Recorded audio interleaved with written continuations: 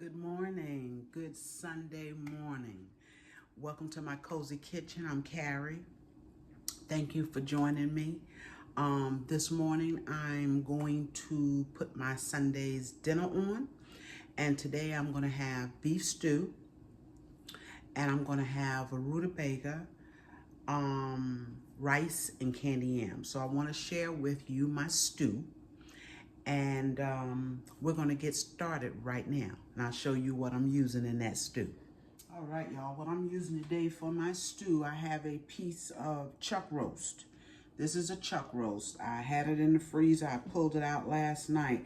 And what I'm gonna do, now you can do this one of two ways. You can buy stew meat already cut up in the store. But what I like to do is buy a piece of chuck roast. Now, most of the time I'll have the butcher there in the store cut my chuck roast up for me. But I bought this one. You're gonna see some blood because it's been sitting, but I'm gonna rinse this off. I bought this in a family pack. It was 2 of these. And my knife may not be as sharp as I thought it was, but that's okay. We're gonna get through this. And this was a family pack, so I did not have them cut it up, because at the time I didn't know what I was going to do with it. But I am going to make some stew.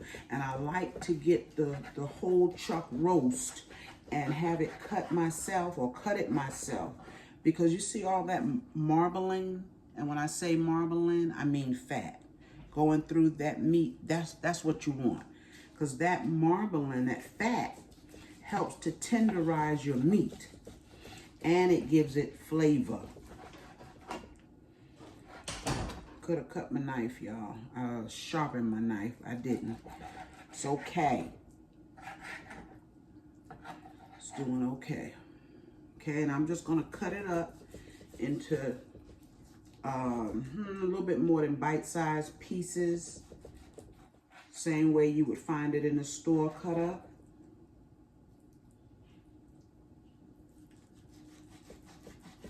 And I usually let my husband sharpen my knives, and he's not here, so I'm gonna deal with this right just like it is, okay? So then I would take like this piece right here and just cut it.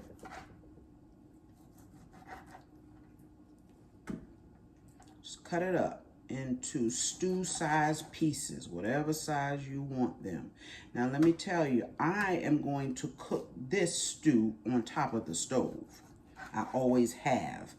But once you sear this meat and put your vegetables in it, you can take and throw it into the oven. You can braise this stew. I just don't. So I'm gonna cook it on top of the stove like I always have. And in this stew, I'm gonna have onions, and I have that sitting here. I'm gonna have some onions, I'm gonna have some bell pepper. Now, I would have liked some celery, but I don't have any in the house. And so rather than run out and get some, said I'll just make it without celery today. But if I had had celery, I would put that in my stew. Hope you all are having a good Sunday. I hope I get this video up on this Sunday. I'm going to do my best to do that, but it is gorgeous here in Jacksonville. It is gorgeous. Beautiful morning. I've been out, took the dog out. Been up since early. Although I'm just getting my dinner on. Okay, and that's how easy it is to cut up a chuck roast. And if you have a sharp knife, it won't be so hard. And I know that's a piece of fat there, but I'm gonna put that piece of fat in the pot. I like to have some fat in my meat.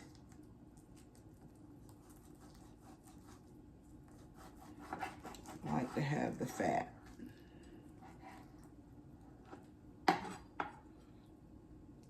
Don't have any fat, the meat can be dry.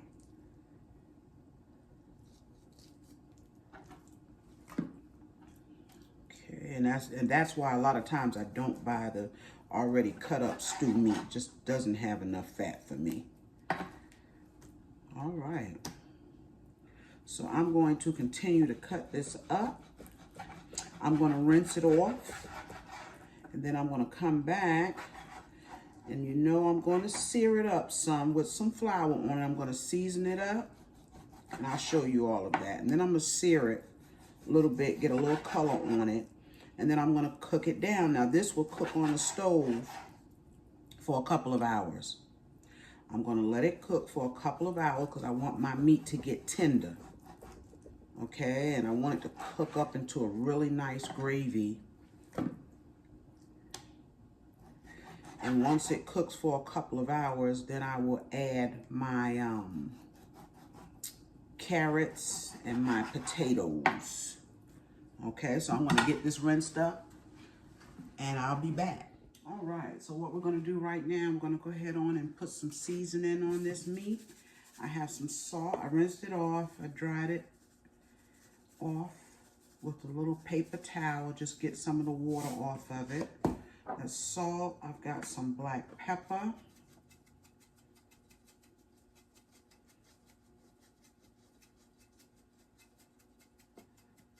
Sometimes I put my seasoning on after I sear my meat. Sometimes I do it before I sear it. So today I'm going to season it first. And then I have some all-purpose. Put that on there.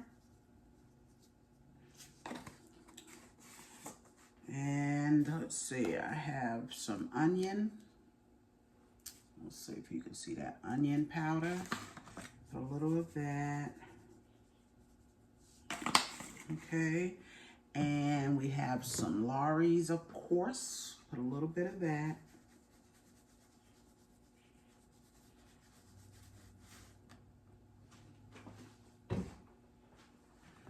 Garlic, granulated garlic.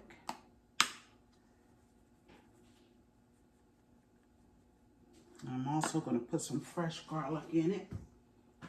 And we have a little parsley. Just going to use a little bit of this.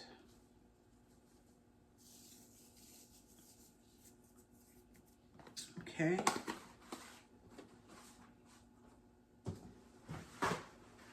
I'm going to take and rub this seasoning into my meat. Just get all the meat coated with that seasoning. Okay, now that's the seasoning I'm going to use. I do have one other seasoning that I will put in the water once I put my meat on. And that's this McCormick. Well, this is chicken, but I do have the other one. The pot roast. Pot roast. Pulled the wrong one. Pot roast. Okay. This also comes in a stew, but I'm using what I have on hand in the house. And I like to use these packets because it just adds something extra to your food. So I'm going to use that once I put my water in. I'm getting ready to sear. I'll be right back. All right, y'all. I got my pot getting hot so that I can sear this meat. And I'm going to start it here on this smaller eye, and then just so you can see what I'm doing. And then once I start to really cook it, I'll transfer it to a larger eye so that so that the heat is even up under the pot. Okay, I'm going to take my flour. A little bit of flour on that. That pot should be hot. I'm just going to drop in some vegetable oil, regular vegetable oil. And yes, it's hot. It is hot. I'm going to turn it down a little bit up under high. Might as well turn on the fan. Okay. Just take and lightly flour it, drop it in.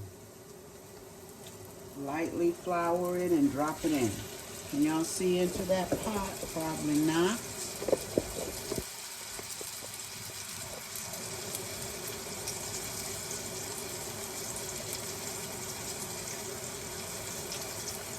A little bit of flour, drop it in.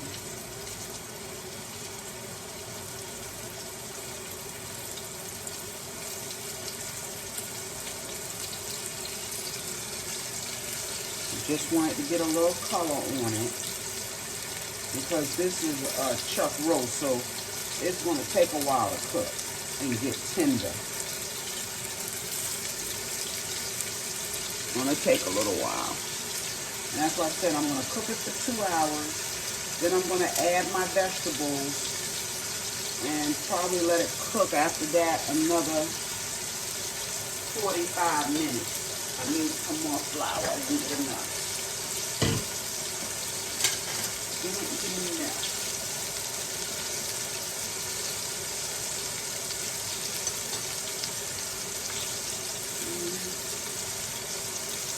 Coat it good. Drop it in.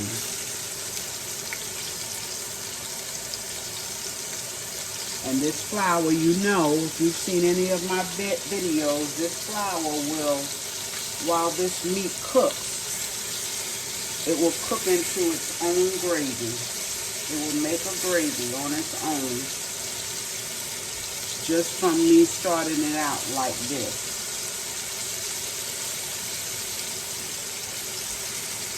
Okay, wash my hands up real quick. I hope you all can see that.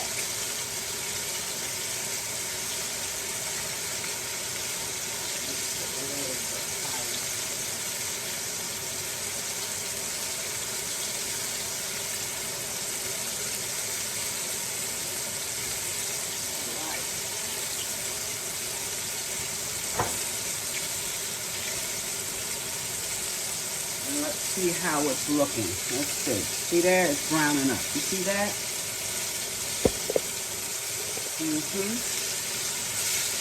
Browning up. And we're just going to take and turn it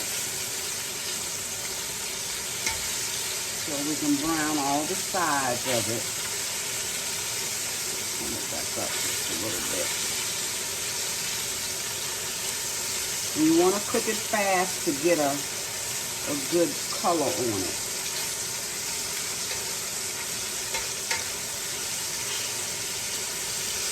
Oh, this is going to be some good stew, y'all. You know, the fall is here, and it just kind of inspires you to start cooking fall foods, comfort foods.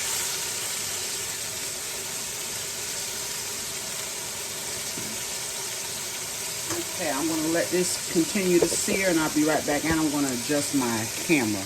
All right, now see we got a little color on it. We're going to remove them. I'm going to take them out. Put the rest of it in there. So this has a good little ways to cook.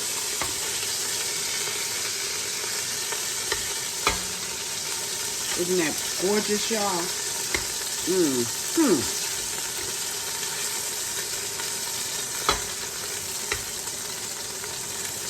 And I got them cooking a little bit under a high.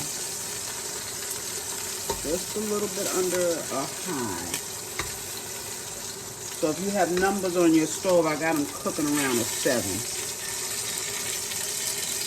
Okay, and I'm going to put the rest of them in there and let them brown up the same way. Now this is enough for us to eat off of for 2 days. We'll eat off of this for 2 days. And even though I'm putting potatoes in here, we'll also have some rice. You know, we eat rice. Almost every time I cook, we eat rice.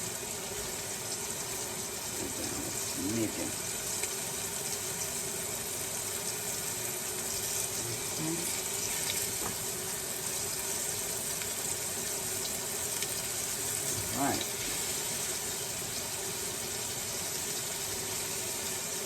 This is the last right here. Throw them in there, and we'll let that fry up. Sear up. Be back. All right, so I'm pulling out the last of that meat. Only had to sear a couple of minutes. It's done what it needs to do. And then I'm going to just put in my onions and my bell pepper. Remember, I don't have any celery. Wish I did, but that's all right. This beef stew is still going to have the flavor it needs. It will have the flavor. Now let me show you. I've got, let's see what I do with it. All right, I've got one small onion. I've got fresh garlic in here. I've got some bell peppers in here, just the green. I have some fresh rosemary and some fresh thyme. Okay, we're gonna drop that in that pot. Pull it back over here on the eye. I'm gonna put in a tad of vegetable oil because my pot has dried out.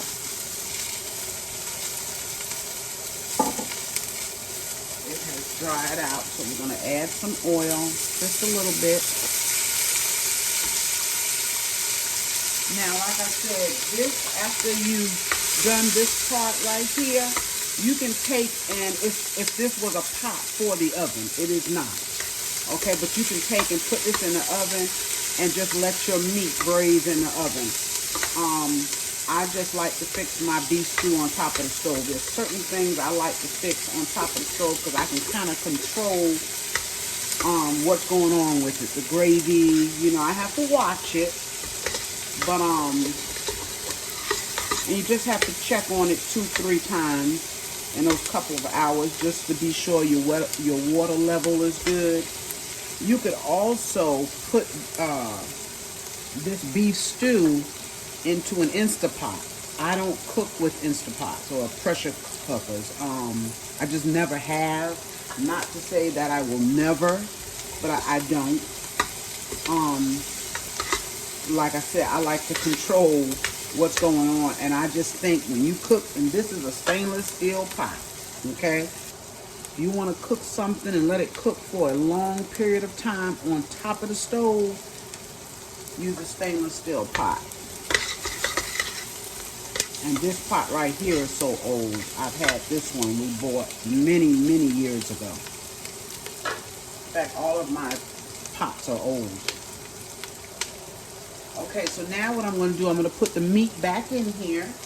You know what? Before we put the meat, let's put some broth. I have some beef broth. Let's go ahead and put that in there and get those vegetables moving around in there.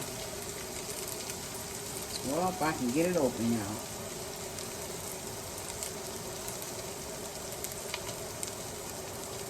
There we go. But it didn't break the inside, so I need to do that. All right. I'm going to go ahead on and use this entire container of beef stock because this meat has to cook for a couple of hours. I want to make sure I have enough liquid. I'm also going to put some water, and I'm going to put a couple of these small beef bouillons in it. Okay, I'm going to use a couple of these because I'm adding the water. I know I'm going to need them to flavor that water. But, you know, I always have a hard time with this, so I'll worry about that in a minute. Let's put this meat back in. Just drop it back in there. Oh, it smells wonderful, y'all. Oh, my goodness. That rosemary and thyme in there.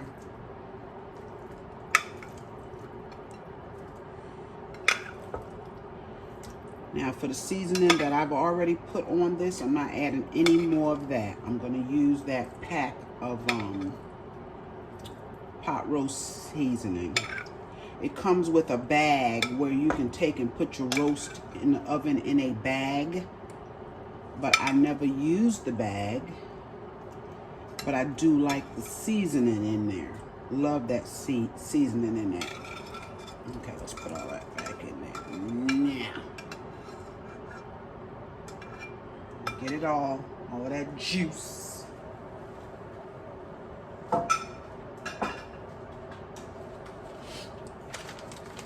So I take this packet, open it up.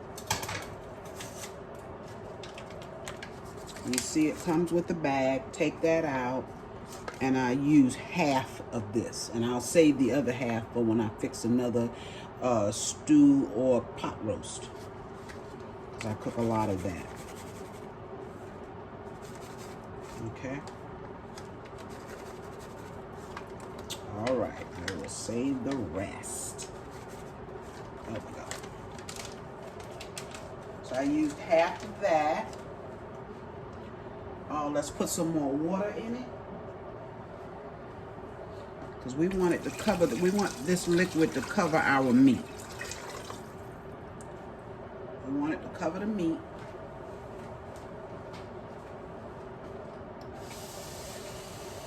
Get a little bit more water.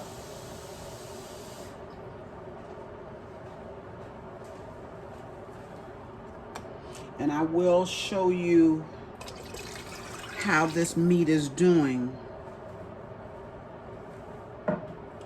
before it actually gets done. I'm going to drop in my couple of bouillons I have now. I did not add any more flour to those vegetables. A lot of times I put some flour, but I think I have enough flour on that meat to make the gravy that I want. If not, I know what to do at the end of the cooking time. I know what to do, and I'll show you if I have to. But hopefully that's enough flour, okay? I'm gonna get this to cooking, and I'll be back. All right, since I put my meat on, what I'm gonna do while that's working, while that's cooking on the stove, we're gonna take, and I'm going to peel and cut up my rutabaga. Now, I've done a video on a rutabaga before, but this is part of our meal tonight. Now, let me tell you, these rutabagas are hard to peel and can be hard to cut.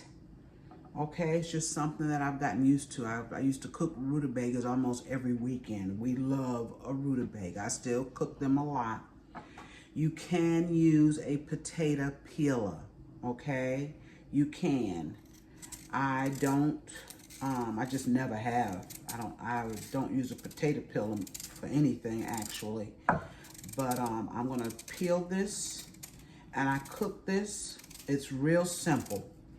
I put a little piece of salt pork in it, or fat back, whichever you prefer to call it. It's the same.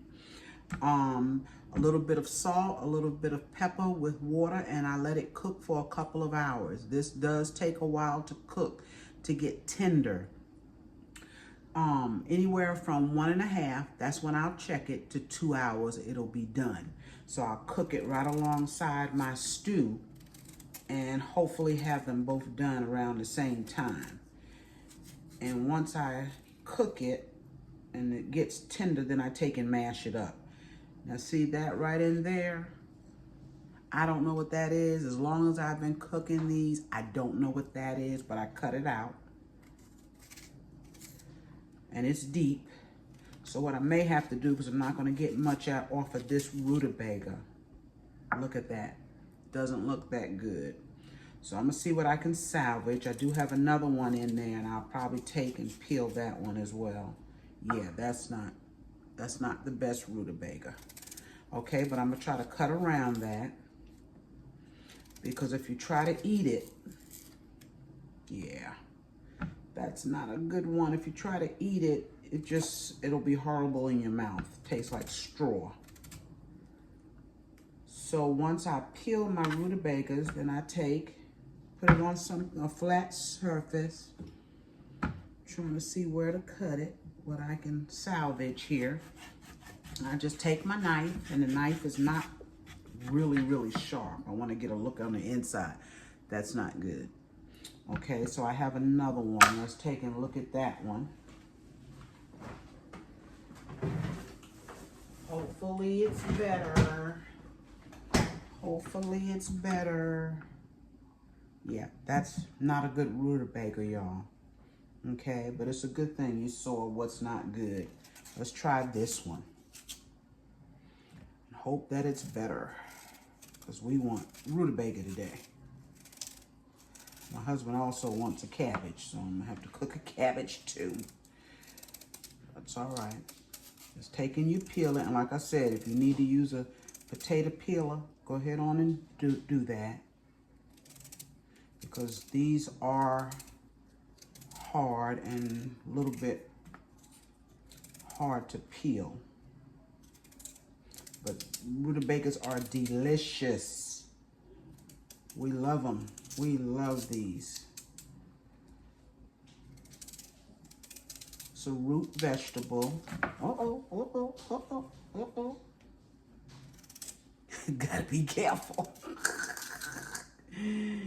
All right, that's why I don't use a really sharp knife. That got away from it, but that's all right. We got it. And this one here is a much better rutabaga.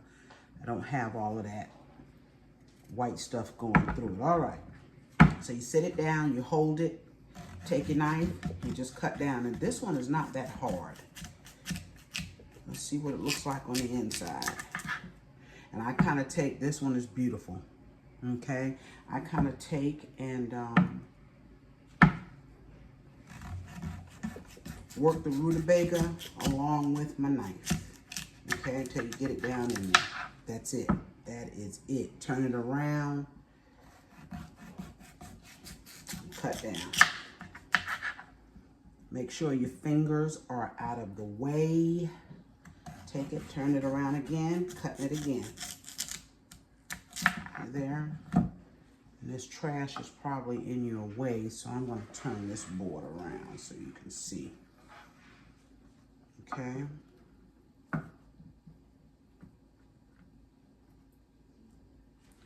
And then I'm going to take and cut it one more time. Being very careful, of course. Hold it down on that board. If you need to put like a dish rag, a wet dish rag up under it, you can do that to hold it in place. That's it. So now what I do is I take and I cut it up very thin. I cut my rutabagas thin, okay, so that it doesn't take them that long to cook. See how thin that is?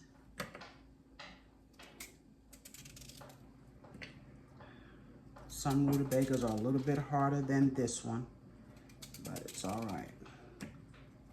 Now, if you need to try to cut this up on a cutting board, that's fine if it makes it a little bit easier for you to cut. Thin.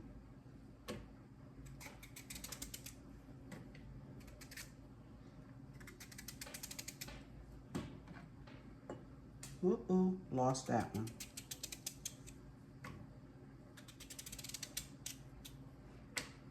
All right, remember, a little piece of salt pork. You can put, if you don't have salt pork, you can cook it in a little piece of bacon. And if you don't want to put any meat in it, that's fine. Just put a little oil in it, some kind of oil in it. Some people might put some sugar in it. I don't do that. I like the way they taste. They have a little tartness to them, but I like that. I got a comment from one lady that said that she puts carrots. She mashes carrots up in hers, which sounds really good. And if I wasn't putting carrots in my stew, I would try that today. I am going to try that. That sounds really good.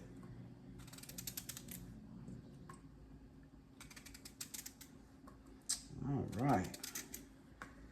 So these will cook for about 1.5 to 2 hours. I will mash them up. When they get tender, we like to just give them a rough mash, just a rough mash, and eat them that way. They are good. We will have plenty of vegetables tonight. These rutabagas along with those carrots and potatoes. I'm more than likely going to fix that cabbage. We'll just have a lot of vegetables. And I'm probably going to make some candy yams. I have some sweet potatoes here that I need to use as well. All right, and this is the last piece, y'all. Still cutting them thin. You can cut them in chunks. Any way you can get them cut.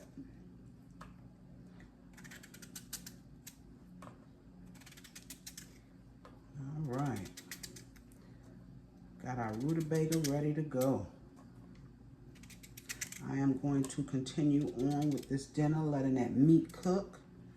It's been cooking now for about an hour, and actually I can show you that meat where it is at this point. This other rutabaga here is good for nothing but the trash.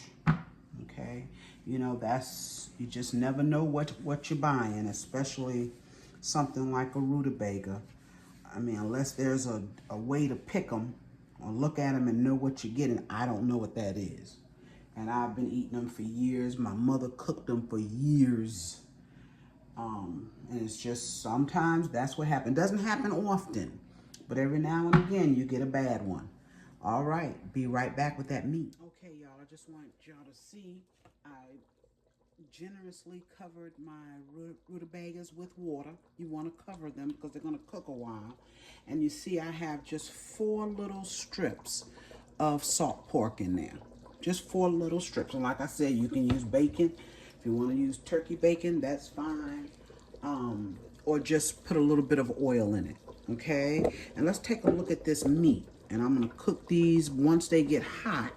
Once that pot gets hot, I'll turn them down and let them cook on a medium to 1.5 to 2 hours. Now there's our meat, y'all. Look at that.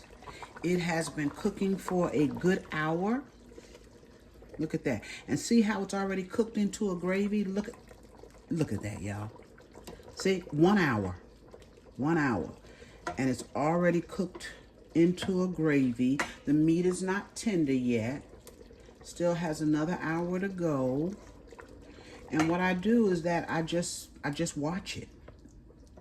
You know, I've looked at it once, and what I want to do, this is my second time opening up the pot.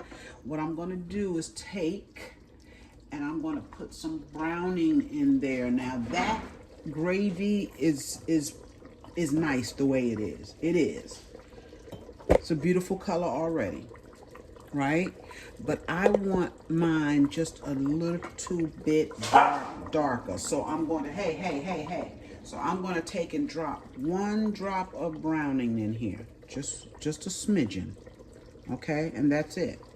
Now that will be dark enough for me.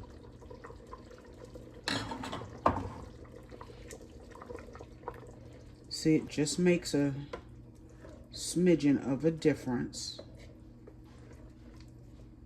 But with my beef, I like a dark gravy. Okay, I can put 1 more drop in there. 1 more drop. Let's put another one in there. But that was the natural color of the gravy before I put my browning in, okay?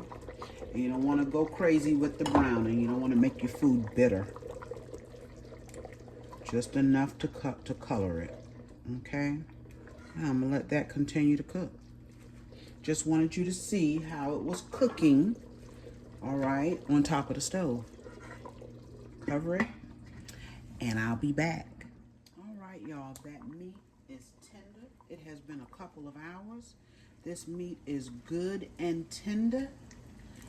Beautiful, isn't it? So now what we're going to do for the last, I said 45 minutes, anywhere between 30 and 45 minutes to let these carrots cook. I'm going to put these carrots in, and I'm going to give these carrots a 15-minute head start before the potatoes. And see, I had quite a few carrots, and that's why I used a big pot. That's why I used a big pot. So if you're going to come in here and spend a couple of hours in the kitchen, you want to be sure you have enough for leftovers. We're going to drop these carrots right down in this meat and gravy. OMG, y'all. Yes. Okay, I'm going to let those carrots cook just for about 15 minutes. And then I'm going to add the potatoes. I have my potatoes here. Got a good sized bowl of potatoes, so we'll have plenty tonight. I'm going to let that cook. I got it right up under a medium. Okay, and those rutabagas, see how they, let me pull you over here so you can see those rutabagas. They've been cooking, actually, they should be done. They should be done. Get a fork and you can see the water is boiling out of them. See there? It's a little bit left. But see how tender they are? And now what I'm going to do is drain. I'll give them another 5 minutes or so. I'm going to drain this water off of these. Just the water. Drain them off and then mash them up a little bit. All right. Dinner is almost there. I did go ahead on and cut up my cabbage. Yes, I did. It's done. That's done. Yes. All right. In the home stretch. I'll be done soon. All right, y'all. Let's get close up and personal with this beef stew. It is done. I'm turning it off. 2.5 hours, y'all. And look at what you can have right there. This meat is tender. Look at that. Oh, the meat is in there. Look at that. Meat falling apart. It's so tender. Look at that. The potatoes are done. The carrots are done. You'll see these thyme strings in there. That's what you're looking at. I'm going to, now my rice is not completely done, but it's done enough to show you. Take some rice, yes. Some nice dry white rice. Remember, I make the perfect rice, y'all. Perfect. Perfect rice. And then take some of that. Look at that. Mercy, mercy. Let's get a potato in there. Oh, goodness gravy. Get some of that meat, that tender meat. Look at that meat. You can take and put some of this here on. Juice on your gravy. Oh, look at that. One more piece of meat, y'all. I like meat. Yes, I do. That is our stew, 2.5 hours. Now, like I said, beautiful, huh? Beautiful. Look at that. We got our cabbage and we got our rutabagas. I'm going to put a plate together and take a picture of it. But like I said, if you do not want to watch this, I just like what I get. I like the final result when I cook meats on the stove, on top of the stove. That's just me. I'm old school. I learned that way. So a lot of times I continue to fix my food that way. But if you don't want to do that, that's fine. Get you a pot that you can braise this in the oven. Keep it in the oven first for the 2 hours. Let that meat get tender. Add your carrots and your potatoes the last 30 minutes. And you have pretty much the same thing. Now the gravy might be a little bit different. This is probably thicker, okay? But the meat will be just as tender. You still have that seasoning in there. Any way you can do it, go ahead on and do it. Now, this is a beef stew. If I was to fix a pot roast, I could cook that the same way. And I do all the time. I just wouldn't cut up the meat. And I may not put in the carrots, okay? But I would fix a piece of pot roast the same way. I have, and I want you all to see, and yeah, my kitchen is a hot mess. I have been cleaning as I was going, okay? But look at that. Look at that, y'all. I got my candy yams in the oven, and I got some cornbread. Now, I didn't have my Jiffy cornbread because we do eat Jiffy cornbread, okay? I take and doctor it up a little bit, and we love it. So I had to make some cornbread. I got that in the oven with my rutabagas, my cabbage. We're going to eat good tonight. I'll probably throw together a little dessert because I have time. Thank you all for joining me today. I'm going to try to get this video up as soon as I can. Remember, like, share my videos, y'all, and subscribe if you have not. And I will see you all on my next video. Bye-bye.